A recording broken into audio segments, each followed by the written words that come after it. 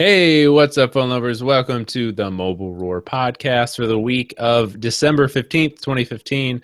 I am Joe Fidua. And I am Chris Chavez. And I'm Ashley King. 10 days until Christmas, guys. Oh, man. I'm excited. What? And about 12 hours until Rogue One. Yes, I'm seeing it in literally 5 hours from now, 7 p.m. I'm pretty excited.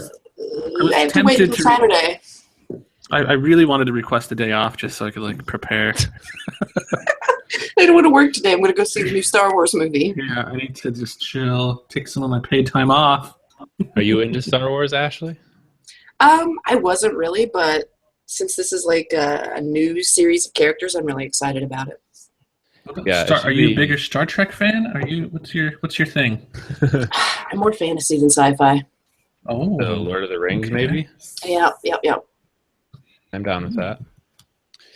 All right, so we didn't have a episode last week, and that brings us to first discussion of business here. We've been doing this for a while, so I thought I would just make it official, but we're recording the podcast every other week in case people listening haven't picked up on that. We've been doing it for a couple months now, so just to make it official, every other week we're doing the podcast. And next week is Christmas, so that lines up perfectly. We won't have an episode for you next week.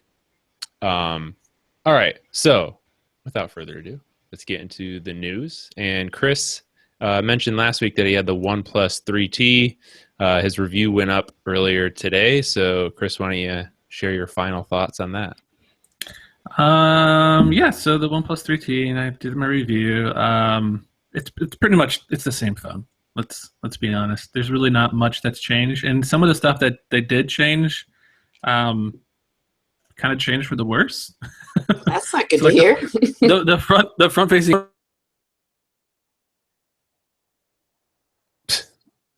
Chris, you muted yourself. Yeah, you muted yourself, bro. Now you're unmuted. But he's not. Chris has a new microphone that seems to be giving him problems. This happened last episode too. We can't hear you, Chris. So you might have to rejoin the podcast. But I can recap his review for you because I helped him on it. He gave it a 4.9 out of 5, which is funny because he was just talking about how everything that changed was for the worst, but yet he gave it an extremely good review. And the list, we have a little section at the end of reviews that has the good and the bad, and his list of bad is longer than his list of good. But I guess he just still really liked it. Some of the things that he put in the bad section: no water resistance, no wireless charging, no SD card slot. So, I mean, the only thing that I care about on that list is the SD card slot. Right. The rest of it is kind of personal preference. Right. So, you get a phone nowadays, and chances are it's not going to have those things. So, it's not too big of a hit on the phone, really. And then also no support for Verizon or Sprint, which, some people aren't going to like that. Choppy UI and laggy touchscreen performance. And if I know Chris, those are probably the things that bugged him the most. Yeah. Are you back with us, Chris? Hi. Am I? Is it? Yeah. Huh? Yeah, we can hear you. Okay. So I was just going over the things that you put in the bad section. Oh yeah. Review. Well, that was kind of longer than your good section. Well, that's the thing. I don't know why anybody even I don't know why they're counting them. Someone's like, "Whoa, that's you guys have more bad than good." So, but I have to list every little thing in the bad section. They're little things, It's not like deal breakers by any means. The fact that it doesn't have CDMA support. I don't have Verizon. I don't have Sprint. I don't care. But for somebody that does have those, maybe they would care. So it's I'm trying to be as objective as possible. But yeah, most of that stuff is just water resistance. Who needs it? SD card. I don't need an SD card when I have 64 gigabytes of internal storage. I'm cool on that. So some of that stuff doesn't really even. They're not really big bads, and the goods are good goods. It's funny you say that because, like, when I do a review, I tend to only put the things in the bad that actually, like, negatively impact my experience. So, like, I don't think I've ever put no SD card slot in the bad section. Oh, interesting. Yeah, I feel like if I didn't mention that, like it's like we're gonna get that comment, and someone's like, "You didn't talk about there's no SD Right. card." Oh, you That always would be get those me comments. because, like, I would be curious. Does this phone have an SD card? Because I carry around a ton of ebooks and stuff, and I like to just have all that on my SD card. I feel like, though, Yeah. if you're the type of person that needs that on a phone, you already looked that up. Mm-hmm. That's true. And, like, I'm not going to say, is it a good thing or a bad thing that it's not there? It's not there. And then that's up to you to decide if that matters to you or not. Interesting. Yeah, like I used to do a little section called "What's Missing," and it's just like stuff that it may not have that you might want, whatever, and don't really include it on the bad. But yeah, I don't know. I guess maybe next time, next review. But yeah, 4.9 out of 5. That's like, I mean, right up there with, I think, pretty much like every phone. Yeah, I was every just phone looking that's over some of our old reviews today, and like the Galaxy S7 Edge had a 4.8, HTC 10 had a 4.8. So that's really good rating. Yes, it's definitely it's up there, and it's hard to like. There's really not that much bad about it. That's the craziest part is that it's so inexpensive or roughly kind of affordable, and that there's really like nothing too crazy bad about it. Like it's all like nitpicking stuff, really. And the phone's only $440. I feel like that's what all phone reviews are these days, though, because technology is advanced to the point where everybody's like, "Well, it doesn't have an SD card." Yeah. Well, it can't microwave my chicken nuggets, but I guess it's cool. I mean, most of the flagship phones that came out this year have had like just nitpicky things wrong with them. Yeah, it's true. So that's a good thing, though. That's good for people. The phone is definitely solid, and the battery life is really great on it. Really, really good. So if you need a new phone, you don't want to spend the money on a Pixel, definitely consider the OnePlus 3T. Cool. All right. So something else that I wanted to mention, we're doing a thing this year called the Reader's Choice Awards, which we've done the last couple of years, where we let you guys vote on things and then we give awards for those. So I just wanted to mention that. If anyone hasn't voted yet, we're doing Manufacturer of the Year, Best Phone of the Year, Best Smartwatch of the Year, Best New App, Best New Game, and the Biggest Fail. I almost didn't include. I know what that's going to be. Yeah, you could probably guess what's leading in Biggest Fail of the Year. But I almost didn't include Best Smartwatch because this has not been a good year for smartwatches at all. Exactly. But for our listeners, I'll give some sneak peek into who's leading in these categories right now. See if you guys can guess. Who do you think is leading Manufacturer of the Year? Google. Google, yeah. Yep. Yeah. And then that's probably going to tell you who do you think is leading Best Phone of the Year? Pixel XL. Yep. What do you think's the second right now, Best Phone of the Year? That's hard. That's a hard. I want to say S7 Edge. Mm-hmm. Ooh, 2 for 2. All right. This one's tough because, like I said, not much has happened. How about Best Smartwatch? Who do you think's leading right now? I don't even know any smartwatches that came out this year because I don't really pay attention to that. I'll give you a hint. It doesn't run Android Wear. The Gear S3? Galaxy Gear. All right. How about new app? I'll give you some choices on this one because this one's kind of open-ended. Yeah. Allo, Duo, Prisma, and Dark Sky. Prisma. Definitely Allo, for sure. Nope, it's Prisma. Oh, yeah, Chris. Nobody likes Allo. Everyone downloaded it, and they were like, well, I'm done using this. Actually, Duo has more points than Allo, which isn't really surprising. Yeah. All right, I know you're going to know Best New Game. Pokemon Go. Yep. Oh, yeah. And the biggest fail we alluded to is, of course, the Galaxy Note 7. Second place is 3.5 millimeter headphone jack being removed. I would agree with that. I would almost put that above the Galaxy Note 7 because it was the biggest fail of 2016, but going forward, the removal of the 3.5 millimeter jack is going to have the most impact. You're going to feel it. You're going to really feel it next year. It's actually a really, really good point. Yeah. So if you guys haven't voted yet, actually, I think if you have voted, you can vote like once a day. So if you guys haven't voted yet, there'll be a link to that in the post with this podcast. So make sure to do that. Voting ends next week. Cool. All right. So this is probably one of the crazier things. I think this happened last week. Verizon says no to the update to the Note 7 that pretty much kills it. Yeah, it bricks the phone, basically. Verizon, I was surprised that Verizon that was like, no, we're not doing this. Yeah. It was very bizarre. Every other carrier is like, okay, and Verizon's like, nah. This is the update. In case you don't know, Samsung wants to send out an update that basically kills the phone. It will make it so you can't charge it, I believe. So as soon as the battery runs out, like, that's it. It's over.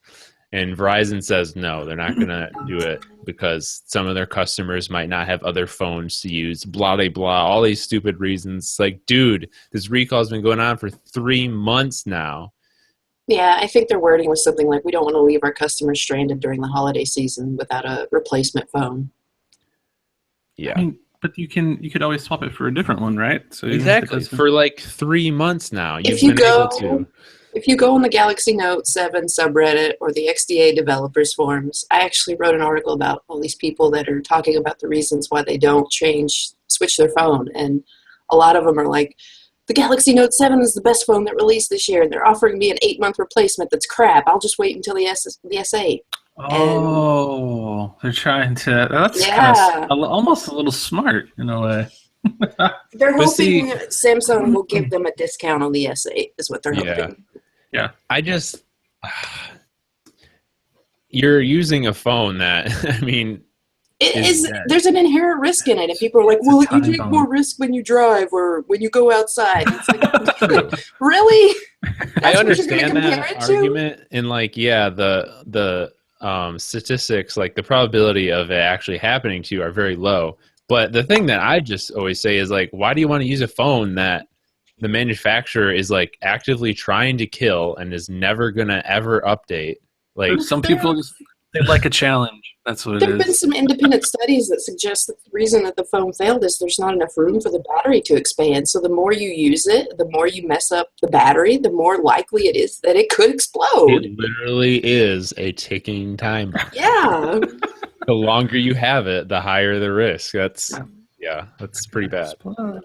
So I think it's incredibly irresponsible of Verizon to just do that. I mean, their customers have had plenty of time to get a replacement. Their excuse is they don't want to do it because the holiday season. So what about after the holidays? Will they issue the update then?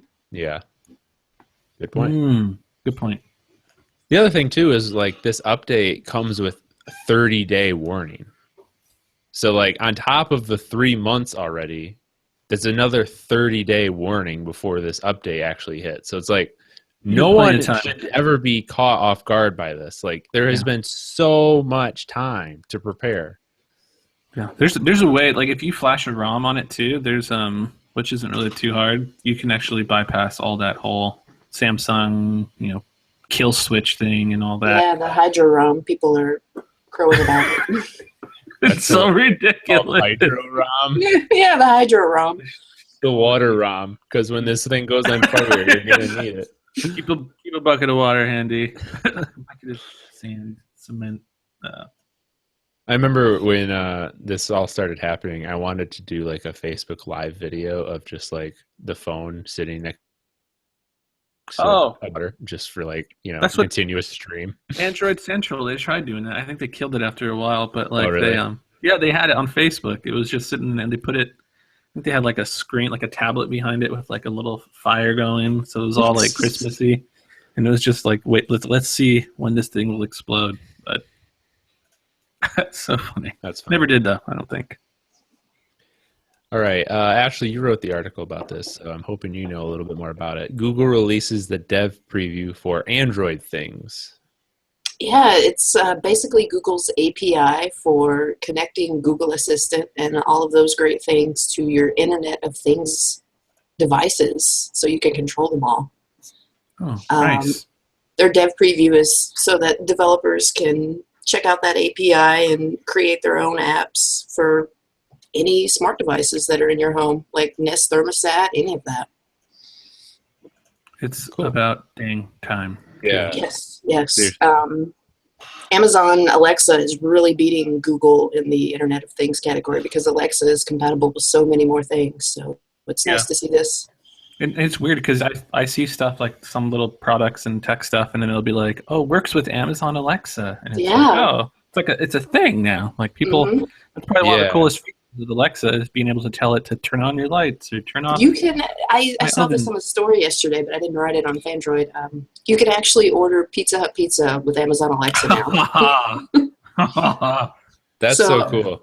Yeah, hopefully we'll see something like that for the Android things. That's dangerous. Was it Pizza Hut had the thing where you like text an emoji of pizza and it? Yeah, that was Pizza Hut. Or was that Domino's? I think it might have been Domino's. It was Domino's, yeah. Domino's is always pioneering. Yeah, Domino's has like a million different ways to order pizza. It's pretty amazing. Speaking of Google Home, I don't think we've actually talked about Ashley having one. Do you want to do like a quick little blurb about your little mini review about it in case anyone's thinking about getting one for the holidays? If you're wanting it to use like you would, one of the things that I do with it is when I run out of things, I'll go over and be like, oh, hey, Google, add such and such to my shopping list. And it's like, okay, I'll do that. But that works with Google Keep? Yeah, Google Keep. Okay. Sometimes when you ask it questions that you think it should be able to do, it won't know how to do it. Like I had a package coming and I asked it when my package was coming, it was like, sorry, I can't do that yet. And I'm like, But like, I feel like when that Google now has that Google Assistant and Google Home don't have, so it's kind of strange. Yeah, that's bizarre to me, those things. Yeah. Well, I mean, it's still early-ish, I guess, the whole Google Assistant. It is early-ish, but when your competitor can do that, I mean, I know the package was from Amazon, so me asking Amazon where my packages makes more sense with Alexa, but still, I mean, if something is built into Google now, I would expect Google Home to be able to do it. And I heard like you can't even do like reminders. No, you can't do reminders yet. Which is such a basic thing that people do with Google now. Mm-hmm. That's so weird. Why would they release it like that, half baked? If I'm honest, I've had it since it debuted, and the most that I do with it is tell it to play certain songs that I want to hear, and I'll use it for my shopping list. That's about it. Now, do you have the Google Play subscription? Yeah, I do. Okay, I was gonna say, can it even play specific songs if you don't have the subscription? Yeah, and I think they have an update or something where they tied it into Netflix or something now. Yeah, I saw a headline about that. Yeah. How would that work though? Because I think you say like, well, it's the same with the YouTube. I know if you have a Chromecast, you can say like, play a video of such and such on the TV, and it sends it to the Chromecast. I'm sure it's the same for Netflix. Yeah, Netflix, like the app, the Google Home app or whatever, the Google Home app. You go into that, and then it has like an option to link Netflix to it, and then you can tap on that, put in your sign-in info, link it up. Play Gilmore Girls on the TV. It's all we're watching lately. I will follow. Oh gosh. Anywhere. My wife is a fan of the show, and somehow I have avoided watching it thus far. So I am really so into it now. It's embarrassing. I remember like my sister's watching it, and I thought it was the most annoying show because the way they talk in the show, I feel like is not how real people talk, and it bugs the crap out of me. Yeah, it's very pretentious or just very, I don't know. It's weird. I read like this whole behind the scenes thing on it where it's like their dialogue pages, like their scripts are like 5 times longer than any other show and this and that because they're just like it's going back and forth. It's crazy. Yeah. All right, another article Ashley wrote that I will rely on Ashley for knowing about. Evernote employees can see your notes. What is going on? Evernote is basically wanting to employ machine learning to help categorize its notes better, and they say to better serve you. So they said they updated their privacy policy to let people know that certain employees, a limited amount, can see your notes as they're doing checkups on these machine learning algorithms that they're running. So pretty much, I mean, this is really no different than like Google can see all of our emails. My thing is, if you put something on the internet, you can't expect privacy. So people that were outraged by this, I'm like, did you not think they were not looking at your notes previously? Because I mean, it does suck that you have to, be okay with that, but that is kind of how it works when you sign up for a service. Any cloud-based service. Yeah. I feel like, what was it, like with Google and stuff, I think they do like anonymized snippets of information, so you don't know who it's coming from, you don't know what, and it's just little bits of data, and then you're like, someone's like, yeah, that looks good. The Evernote CEO, he posted today on his blog and updated that the machine learning algorithms are supposed to remove any personally identifiable information from the snippets that people see, so... But I don't know. They said that they can still, what is it? Like they can get like a subpoena for like, whatever and still provide that information. That pertains to anybody though. Any website, if they get a subpoena or a warrant, they have to comply with that. Yeah. But those terms of service though, all that stuff and the privacy thing, it freaks out everybody. But like the funniest part is when it freaks people out like on Instagram or social networks. They're like, what do you mean they can use my information to find me if I murder somebody? Because it's like when you sign up for Instagram, Instagram's like, we can use any of your pictures for any of the promotional stuff that we want to do. You just give us permission by posting it. Yeah. I think this is something that we understand because we're like in the tech world. But if you know anyone that doesn't understand that, there's a show called Adam Ruins Everything. Have you guys heard of this show? Yeah, yes, I love that guy. Yeah. Great. They just recently did an episode about the internet, and one of the parts of this was about how using websites like Facebook, which are free, you are the product. Yes, that's why it's free. And so they put that part like on YouTube. So that would probably be a cool thing to like send anyone who is worried about this type of thing, because that show they like explain things really well, and there's like humor and it's a really counterpoints and stuff. Yeah, it's a really good show for stuff like that. So. I love it. Check it out. Yeah. All right.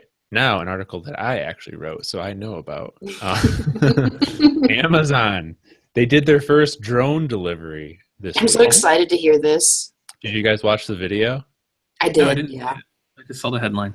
Yeah. So, I mean, they got like a very limited, basically like a beta program going on right now. It's going on in Cambridge, England. And a dude who lives very close to the little service facility that they built for this, he ordered a Amazon Fire TV and, as they would say in England, a pack of crisps. And they put it in the drone, and it only took 13 minutes from order to delivery to get to him. But like I said, this is like a really small scale thing. He lives very close, but it all worked in the real world. Still amazing because like 20 years from now you're gonna be like, oh, my drone's late. Like I don't get I can't wrap my head around that, honestly. Like there's some things like technology wise where I'm like, oh yeah, I could see that taking self-driving cars and all that stuff being like real, but like just off you look up. Oh. Chris muted himself again. Chris, I don't know what keeps going on. Yourself. But yeah, one of the things that they were saying actually is like, in the future, there's just going to be like a certain section of the air basically reserved for drones, kind of like how we have with planes. And so like there'll be this area where there's just going to be drones flying all over the place delivering stuff. But how far up is that? Because being from the South, I know many people who would see a drone and they're go get their shotgun, their rifle, and like, well, I'm going to shoot that out of the sky. Yeah. Well, you can't really do that because you only own a certain way.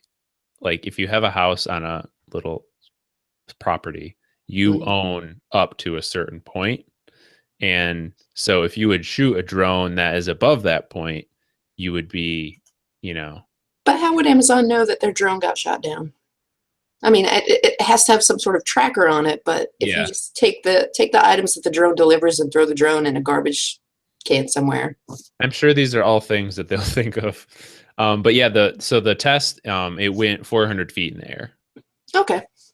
And they said that right now it's only allowed to fly during the day and in like perfect conditions. So not at nighttime, not if it's like rainy, snowy, windy, anything like that. So there are definitely some big catches, but pretty cool. It's interesting technology. I'm excited to see it evolve. Someone was talking about drones. I think it was actually the Rooster Teeth podcast I was listening to. And they said something interesting about how they are worried that drones for stuff like Amazon are going to become so popular and the air is going to become so full of those type of things that like people who just want to use drones for like pleasure, like recreation, aren't going to be able to, which would kind of suck. That would suck. All right. Last little bit of quick news here. Instagram gets live video. What do you think about this, Chris? I know you use Instagram a lot. I've never really felt the need to do anything live, and it's kind of weird. Yeah, I honestly haven't either. I mean, Facebook has. I think it's good for live. Celebrities. Why does Instagram also need live video? Yeah, I mean, Instagram is different. I actually did a post earlier this week, 7 best live streaming apps for Android, and this was like right when Instagram came out. The thing with Instagram is there's no way to view your stuff afterwards. Like, you have to be there to watch live, and if you're not, you can't watch it later. So it's kind of like Periscope? No, because Periscope you can replay for like 24 hours. And Instagram live thing, like, it's literally just live. Like, if you're not there live, you can't watch it at all. So it's like really... So if I started live video and there's nobody watching and I'm sitting there talking, and it's just like I'm talking to myself, basically. Yeah, and then when you're done, like, no one's going to be able to watch it afterwards. So it's really just about like in the moment, super in the moment, moment, which is kind of cool. I mean, because like you said, all these places have live video, so you kind of have to have something that's like going to differentiate yours. Yeah, so. I mean, it's good for celebrities and all this. If you have like a couple million followers, then yeah. But if it's just like some regular guy and you're hoping that your friends are going to jump on, and everyone's busy, it's like, oh crap, why am I even wasting my time? Yeah. And as far as I know, there's not even notifications. Like, one of the accounts I follow went live the other day, and I happened to be looking at the Instagram app and I noticed it, but like, there was no notification outside of the app to tell me that they went live. So it is very easy to not even know someone went live. I imagine that's something that they'll change in the future. Yeah, they'd have to. I mean, you can't just rely on people looking at the app. All right. That's weird. So for Throwback Thursday this week, I wanted to do the Galaxy Nexus because exactly 5 years ago, December 15th, 2011, yes, the Galaxy Nexus launched, and there were people lining up for it. I just saw my Facebook post, and like Facebook notifies you like 5 years ago or whatever, and it was like me talking about the Galaxy Nexus and telling everyone to go buy it. I remember when the phone came out. I had just started working for Neverstill. Joe and I did, and we went to CES that year, and Kevin and everyone had a Galaxy Nexus, and I was like, "Oh, I want one! Look at that curved screen!" I thought that was amazing. Yeah, I totally remember. I remember watching like the launch video for the Galaxy Nexus, and I was on Verizon at the time, so I was like super excited about it. And then, like Ashley said, we got the job with Neverstill where we wrote about Windows Phone. So then I got a Windows Phone device instead of an Android device. And so I never ended up getting it.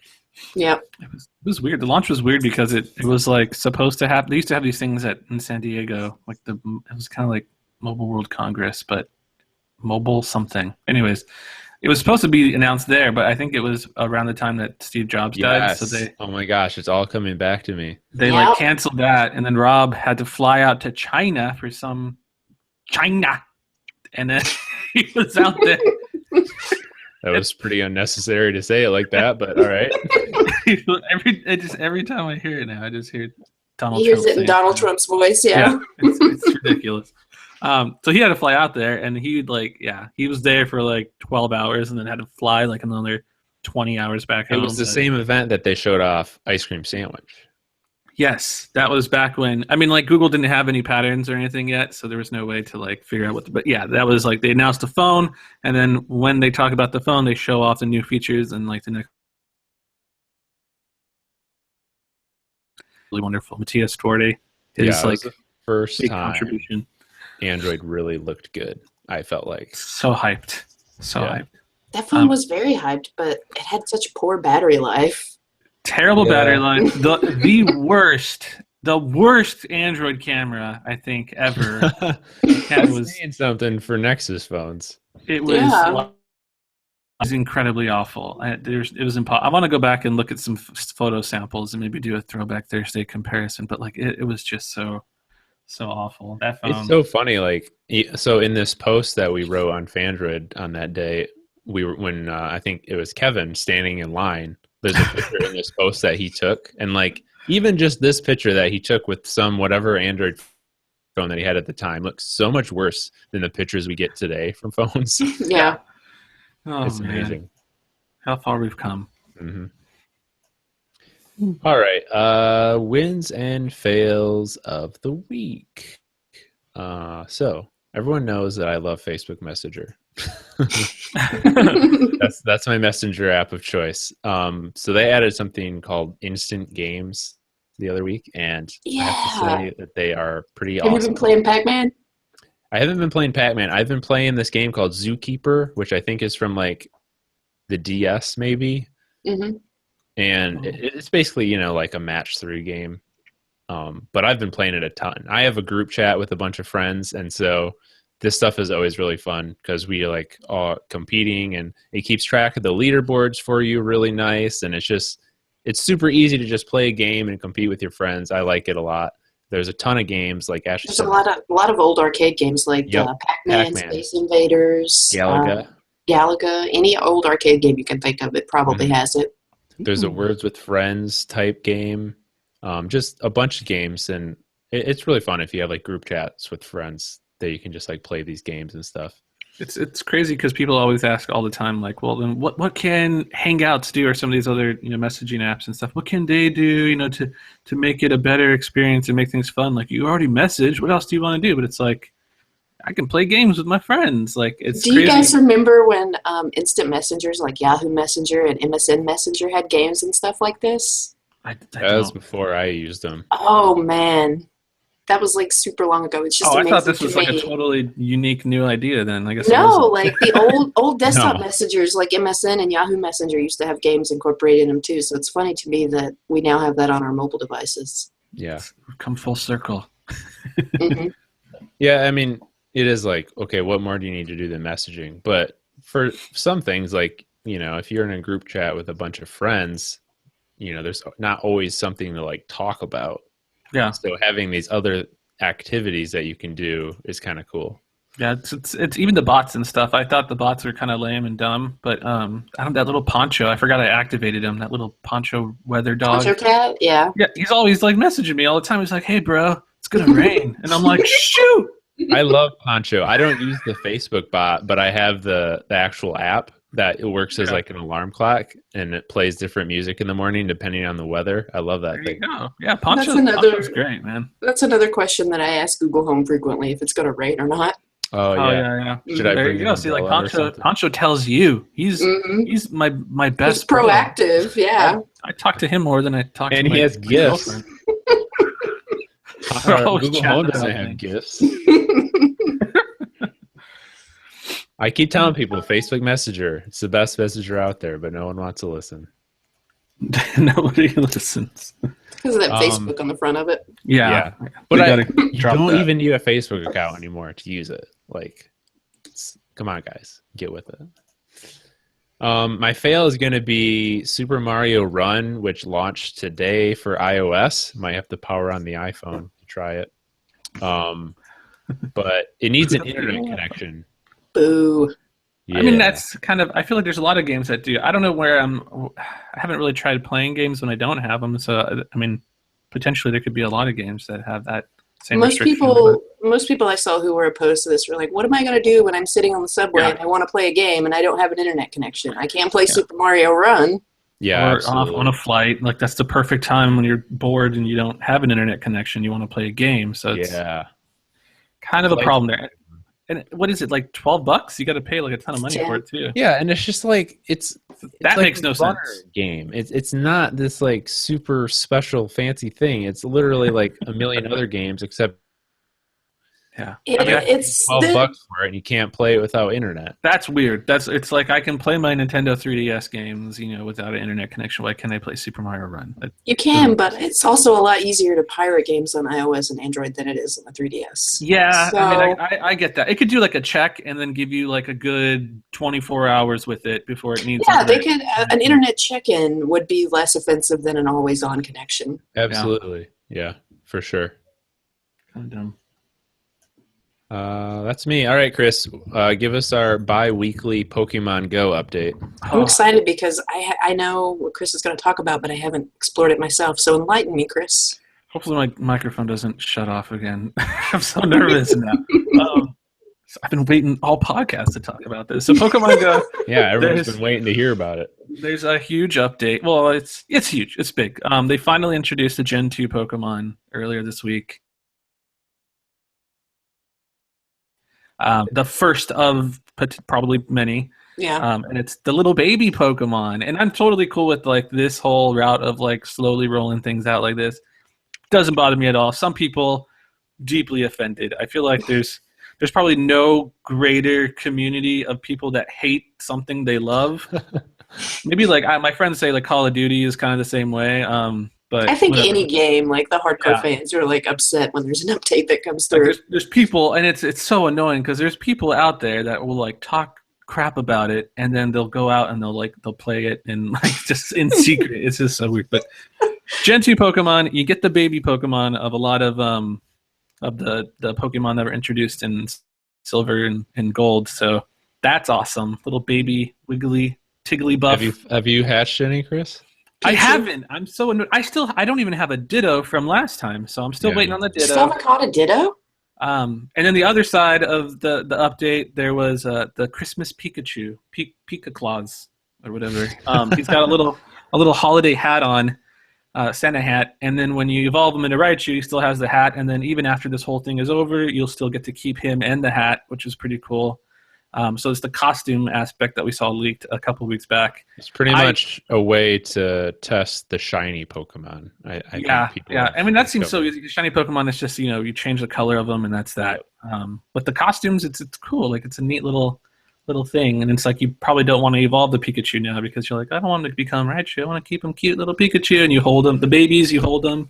You cradle them in your little arms. It's kind of awesome. So I did come across a Pikachu, Santa Claus Pikachu, whatever, last night. He was at Del Taco, but I was driving and couldn't catch him, and I tried making a U-turn, and I was screaming because he was gone. So this is my greatest shame. I do not have a Pikachu. Oh my word! It's like the one Pokemon that I just never ever see. Everyone I know has one. Even I have a Pikachu, Joe. I just have not seen one. It's like it's avoiding me. So many, and I've hatched a lot of my Pikachus that I have, so they have really good IVs. But I think the only ones I don't really have are like Porygon. Never even come across. That's kind of maybe my wife it. has one of those. I'm jealous. The legendaries.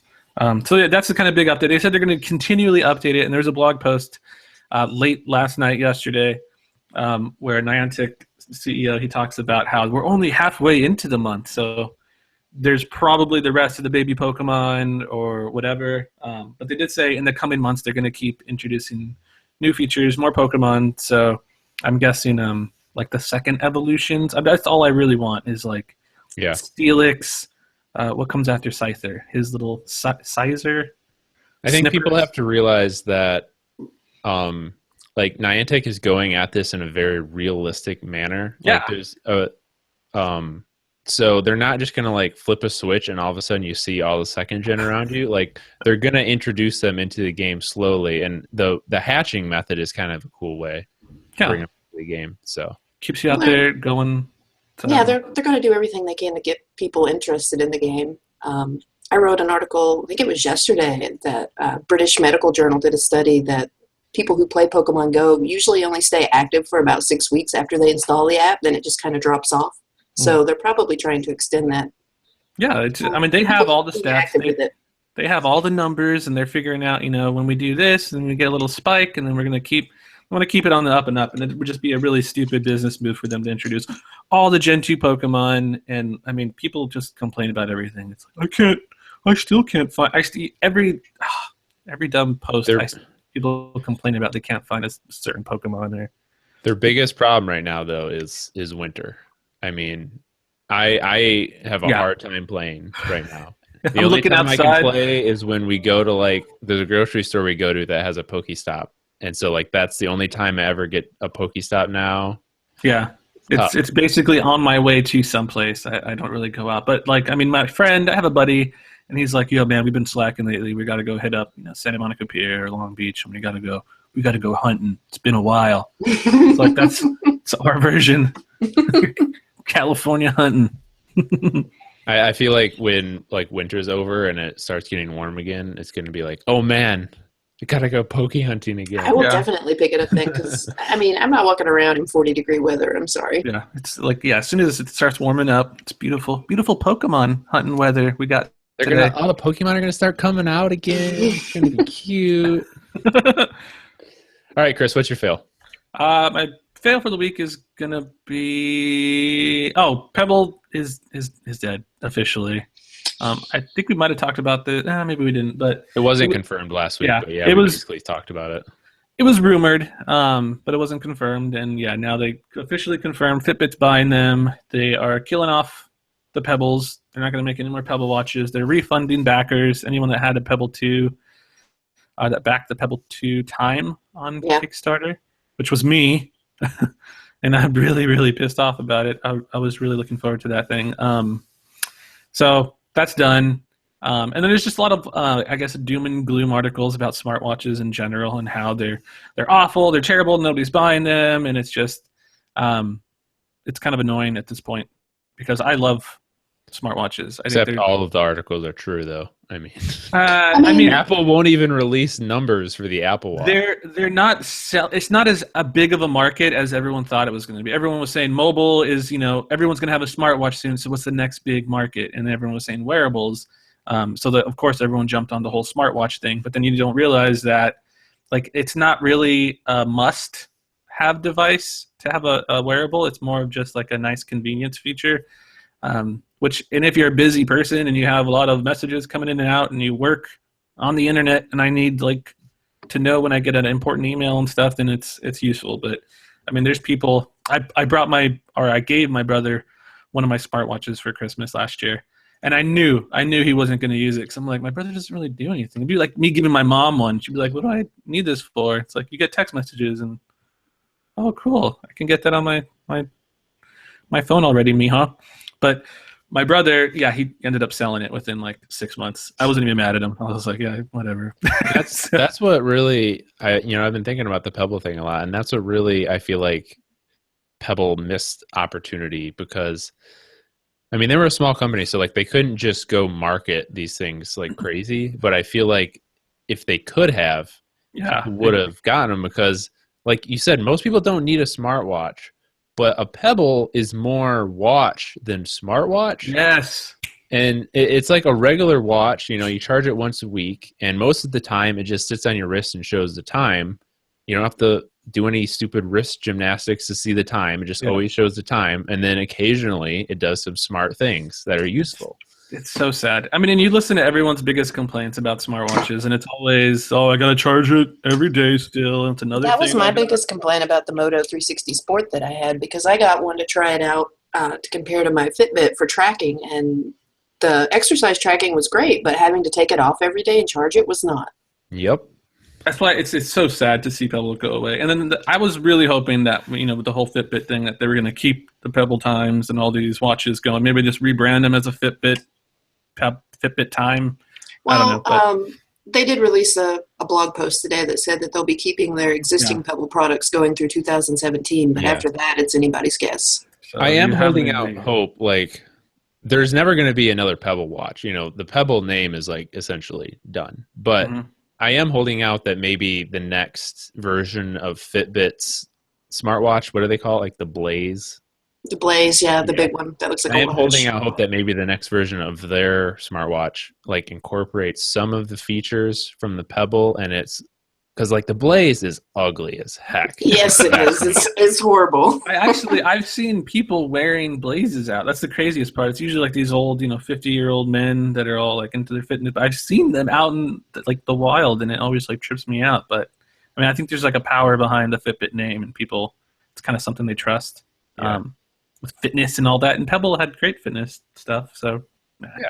I kind of wish Amazon had bought them because I feel like they have a greater respect for e-ink displays than Fitbit does. I know. Like And I've just been they Googling market like it really well. e-ink display watch because I love it so much. It's like, what do I do now that I need Pebble? something. Yeah. But yeah, like I said, until 2018 they'll be squirted. Let's, So hopefully I can wear this for a while yet. Let's just start our own Kickstarter, guys. We can make Oh, our yeah, own. people love giving money as a Kickstarter. And you don't even have to get them a product. That's the craziest part about Pebble was like that showed that there was excitement about smartwatches and stuff because they every single time they had a Kickstarter, they there was the biggest Kickstarter success. And then Yeah, just to but see it, you have to keep in mind that we're in this little bubble. I mean, Yeah, the tech bubble. they announce how many Pebbles they've sold, and it's only 2 million. Like in the entire existence of Pebble, they've sold 2 million watches. That's not a lot compared to other Fitbit companies. devices. Yeah. All right, Ashley, what do you got for us? I got 2 fails this week, and my first one kind of ties into what Chris was saying. There's not going to be a Moto smartwatch in time for Android Wear next year. Android Wear 2.0. That's kind of a bummer because I feel like the Moto 360 was really like the pioneer for Android Wear. Easily. Mm-hmm. mine's getting pretty beat up. I put some new straps on it because my other ones kind of started smelling a little funky. But yeah, I really want a sequel really bad. Mm-hmm. My other fail, this is just a rumor. We don't know if it's confirmed, but probably the S8 may not have a 3.5 millimeter headphone jack. Surprise! When Apple announced it, I think it was on the podcast. I was like, well, can't wait for Samsung to follow. And guess what? It's going to happen. Have you guys seen Chris just left us again? Have you seen Home Alone?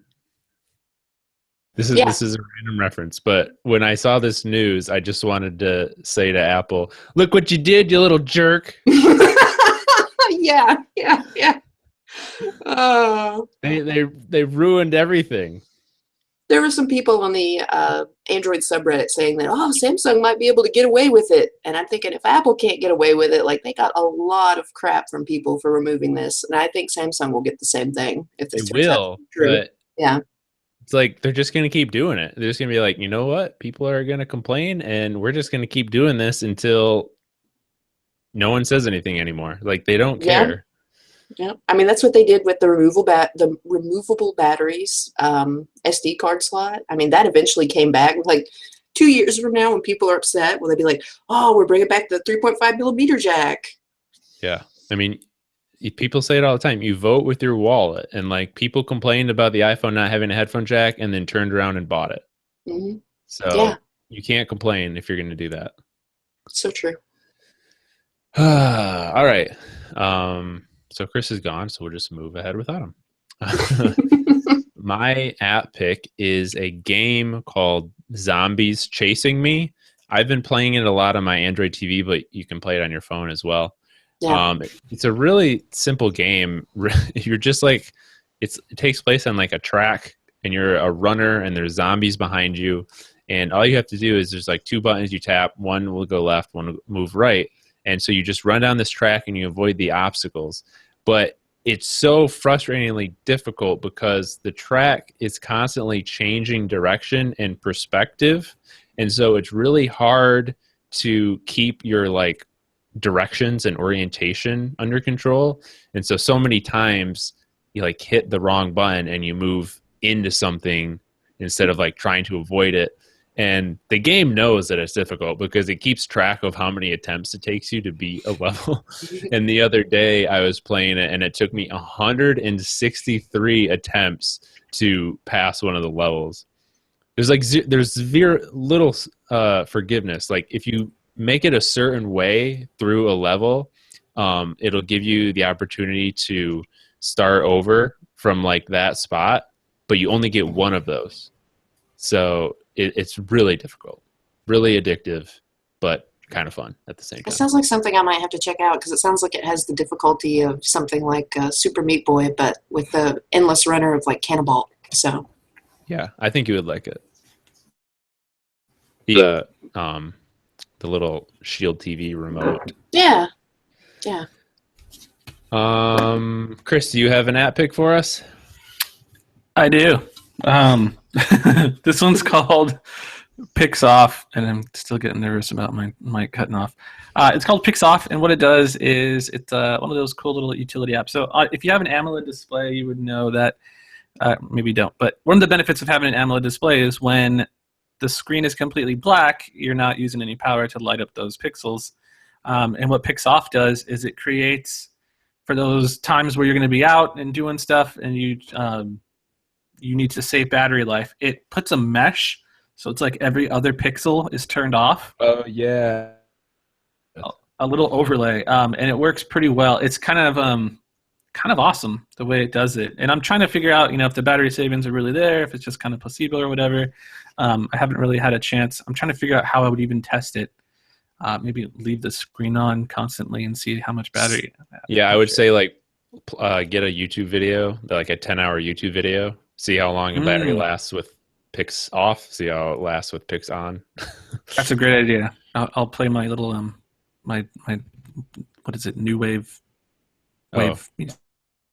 Yeah. 80s new movie. So it just makes the screen darker when you're using it, basically, right? It's a little bit different. It's not like you're turning down the brightness. So the brightness will still be like maximum brightness. This is what I don't like about turning down my brightness, is because I'm like, I don't know what's going on and I can't see things. So you can still have the brightness up, but it's a mesh. So it's every other pixel. So what it does is it effectively turns down the resolution of your display. So it looks kind of awesome. It's almost retro in a way. It looks like an old school like computer screen when I put it on, and it's weird the way it looks. It looks like an old 720p display or something, but it's like on my Pixel or on the OnePlus 3 or whatever. I just want to say, like, one year I went to Chris with E3 and I had the LG Optimus G, and he's like, "Oh, I like that phone, but I can't deal with that 720p screen." Yes, it's so. And I was like, "This is all."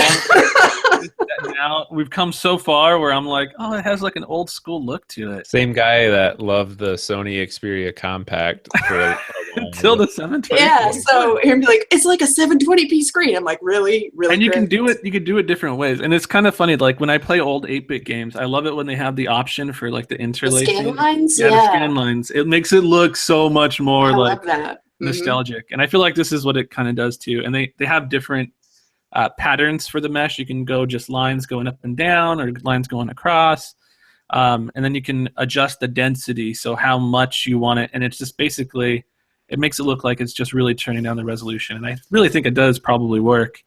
I will just have to use it sometime when I'm out doing something, or like Joe said with the YouTube video or whatever. But it's called Picks Off. Definitely I would say just download and just look at how it works, because it's so I'm going to check it out because I'm curious from your description. I'm just giggling about you being excited about having a 720p screen again. retro 720p display. I'm going to write a post about this. I am, because it's so interesting. I sent my friend a screenshot and he was like, "What the hell happened to your? What are you doing over there?" It's like, this is like you've lost it. You've completely lost it, man. So Picks Off on the Google Play Store, and it's free. Cool. Ashley? My app pick for this week is just a fun one since Christmas is coming up. If you have kids, Google has a Google Santa tracker, and it will track Santa going across the sky on December 24th. So if you want to have fun, you can be like, "Look, kids, that's where Santa is." Aw. Yeah. Also, do your little Google Home thing. Yeah. Hey, Google, where's Santa? Santa's checking the weather reports. Let's talk about the weather. It's freezing out there, folks. Snow, snow, and more snow. He's up at the North Pole, getting ready for a Christmas Eve departure. Oh, wow. You didn't let it go that long when you did that before the episode. That was Yeah. cool. That's cool. Oh, my phone's in the background. I was playing Christmas music. Interesting. Oh, wait, is that your ringtone? Yeah, that's my ringtone. I was thought like, it oh, was it's playing Christmas music Christmas from music. Google. No, this is my phone going off. That's Oh, so funny. it's a very festive ringtone. Mhm. Somebody's in the holiday spirit. All right, we have one email question, and it's from DeQuan Johnson. He Yay! says I'm glad he to hear hath from him again. returned. Yes. He says, "Hey guys, there's rumors of Samsung removing the headphone jack just like Apple. People say it gives more room for stereo speakers and a bigger battery. Why not just make the phone bigger?" Now I there's a think that's thought. the question people have been asking for years. Like, I'll take a few millimeter thicker phone for a bigger battery. Yeah, like I would say you don't even have to make the phone bigger. Just keep the phone the same size. Yeah, I don't.